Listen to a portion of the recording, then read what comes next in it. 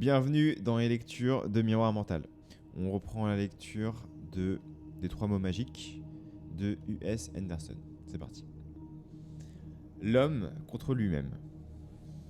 Le psychiatre, comme on l'a souligné, fait face à ce problème en recherchant les prompteurs présents dans le subconscient et en les exposant aux patients. Pour rappel, un prompteur, ici, c'est une croyance qu'on a au fond de nous, sans même le savoir.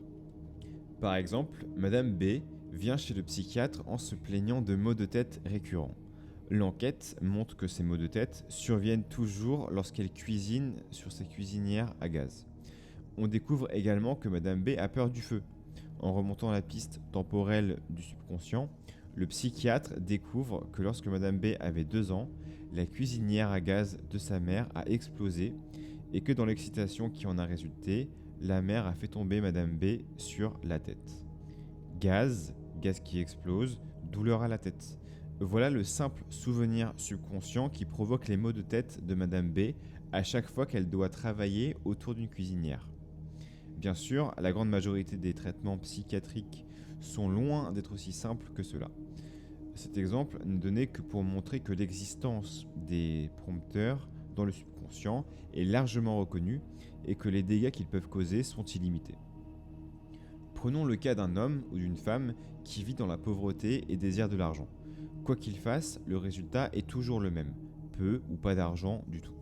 Il semble à cet homme ou à cette femme que l'obtention d'une somme d'argent confortable est la chose la plus importante au monde. Mais quels que soient les efforts ou le temps consacré, seule la pauvreté en résulte.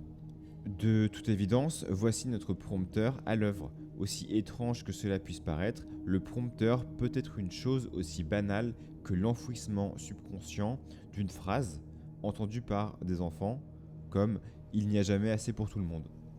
Pensez-y, le subconscient croit qu'il n'y a jamais assez, et voilà que la manifestation du manque et de la limitation est tout ce que cette personne peut rencontrer. L'homme malade qui veut aller mieux. Le fait qu'il ne puisse pas l'être n'est que la preuve d'un prompteur dans son esprit. Dans ce cas, le subconscient héberge une phrase telle que « il y a tellement de maladies dans le monde » ou encore « j'aurais pu faire mieux, mais je suis malade » ou « vous savez, il y a des millions de microbes dangereux partout autour de nous ». Quelle chance a une personne d'être en bonne santé avec des incitations subconscientes comme celle-ci ? Autre exemple, une personne solitaire cherche l'amour ou des amis. Pourtant, quelles que soient les circonstances, il ou elle ne semble pas pouvoir attirer un être cher ou un cercle social. Il y a dans cette personne un prompteur qui repousse l'amour, tel que personne n'a jamais rien fait pour moi, vous ne pouvez faire confiance à personne, ou les gens sont juste là pour obtenir ce qu'ils peuvent de vous. Ou pire encore, le prompteur peut susciter un sentiment d'infériorité, comme « tu n'es pas assez bon » ou « tu ne vaux rien, personne ne t'aime ». Le subconscient est puissant, il manifeste ses croyances dans la réalité. Qui peut réussir avec un prompteur subconscient qui le convainc sans cesse que tout le monde est meilleur que lui ? Qui peut réaliser quoi que ce soit avec un prompteur qui le convainc que toute réalisation est sans valeur ? Qui peut atteindre des sommets avec un prompteur qui lui fait croire qu'il n'a aucune capacité ? La réponse est personne, car le subconscient est le grand créateur et il crée exactement ce qu'on lui demande de créer. Maîtrise de soi.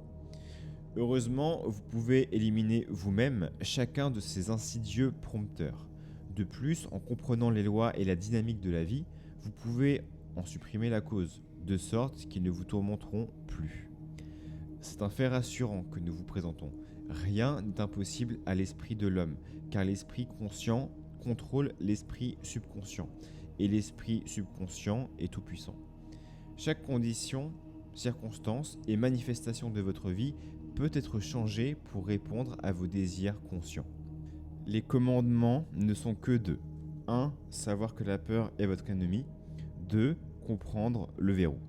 Car c'est la peur qui provoque le verrouillage. Et le verrouillage existe dans le subconscient sous la forme de messages guides, placés ici par le conscient.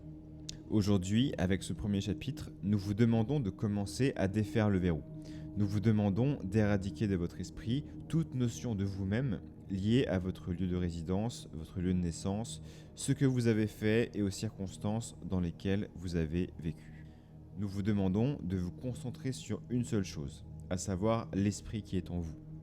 Ce vrai vous, cette intelligence consciente et cachée qui existe derrière vos yeux, est intemporel, sans forme et construit à partir de toute la gloire et la magnificence de ce qui a toujours existé.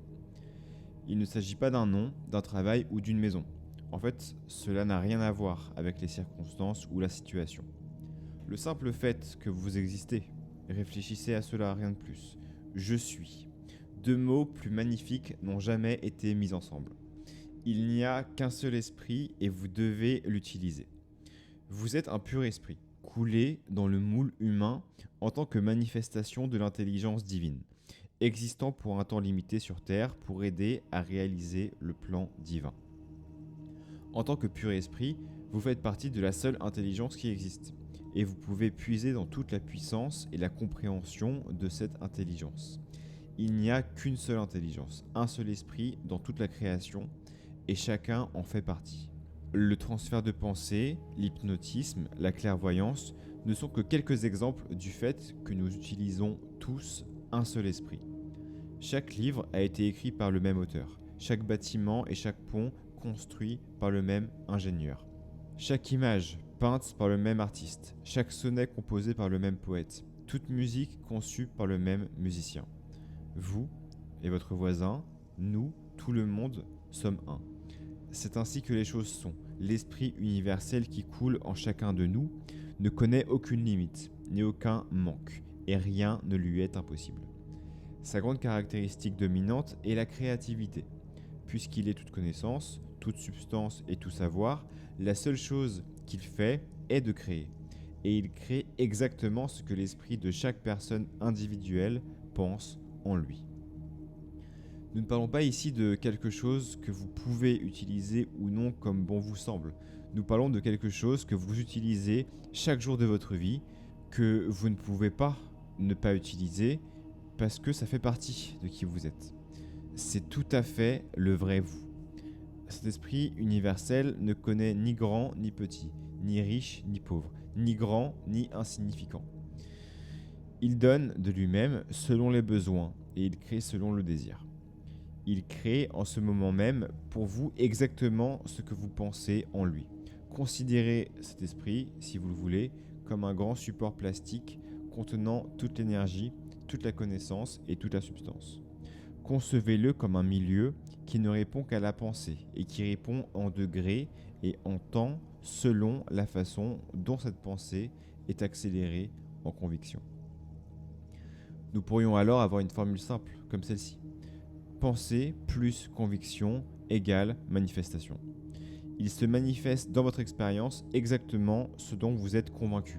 Cependant, même si notre esprit conscient désire le succès, si notre subconscient croit que c'est impossible, alors la pensée émotionnelle vise l'échec, et l'échec en résultera. Le verrou qui interdit la réussite et le bonheur est l'existence dans l'esprit de stimulateurs subconscients qui transforment des personnes libres en automates. Exposer le subconscient. Bien que l'hypnotisme en tant que science n'en soit qu'à ses débuts, il illustre parfaitement le pouvoir remarquable du subconscient et la façon dont il fonctionne entièrement par suggestion. L'hypnotiseur, par ses méthodes d'endormissement du conscient, supprime simplement le contrôle que le conscient exerce sur le subconscient. Le patient, lorsqu'il est plongé dans le sommeil hypnotique, agit sur chaque suggestion de l'hypnotiseur comme si elle était vraie, car l'hypnotiseur a maintenant pris la place du conscient. L'hypnotiseur dit « vous ne sentez pas votre bras droit » et aussitôt le patient ne sent pas son bras droit. En fait, cette anesthésie est si profonde qu'elle surpasse de loin toutes les drogues connues de la science. L'hypnotiseur peut dire au patient « lorsque vous vous réveillerez, je vais compter jusqu'à 10 et au fur et à mesure que je compterai, vous perdrez progressivement l'ouïe, de sorte que lorsque j'arriverai à 10, vous ne pourrez plus rien entendre du tout. Lorsque je commencerai à compter à rebours à partir de 10, vous retrouverez progressivement votre audition, de sorte que lorsque j'arriverai à 1, votre audition sera complètement rétablie. C'est la suggestion post-hypnotique. Le patient est réveillé, l'hypnotiseur compte jusqu'à 10 et le patient perd progressivement son audition. À 10, un coup de feu est tiré derrière le patient et pas un seul tremblement n'indique qu'il l'a entendu. Lorsque l'hypnotiseur compte à rebours à partir de 10, l'audition du patient est entièrement rétablie. Ce n'est qu'un petit exemple des miracles que vous pouvez accomplir pour vous-même. Pour vous, votre esprit conscient peut prendre la place de l'hypnotiseur. Et votre pouvoir est multiplié par 1000 parce que vous travaillez à la réalisation de vos propres désirs. Dissoudre vos incitations négatives. Cependant, nous devons d'abord vous préoccuper d'éliminer tous les stimuli négatifs du subconscient et d'installer à leur place un groupe de stimuli positifs qui nous conduiront sur la voie de la réussite et du bonheur. Nous n'avons pas besoin d'éliminer ces guides négatifs dans le cadre d'une procédure spéciale, puisque le positif l'emporte sur le négatif, il suffit d'installer dans le subconscient un groupe de stimulateurs positifs. L'existence de ceux-ci dissipera tous les prompteurs négatifs et permettra à l'individu de se développer jusqu'à la pleine floraison de son pouvoir. Par exemple, si vous êtes constamment malade, le chemin de la guérison est long si vous cherchez dans votre subconscient le stimulateur qui cause votre maladie. Il est plutôt préférable d'installer un prompteur qui dit qu'il est naturel d'être en bonne santé, que la santé et la vigueur sont des droits de naissance de l'humanité, que vous existez dans un milieu spirituel qui est parfait et que votre corps, en tant que manifestation de ce milieu parfait, est également parfait. Une fois que ce prompteur positif sera complètement installé dans le subconscient, le prompteur de la maladie négatif s'étiolera et disparaîtra.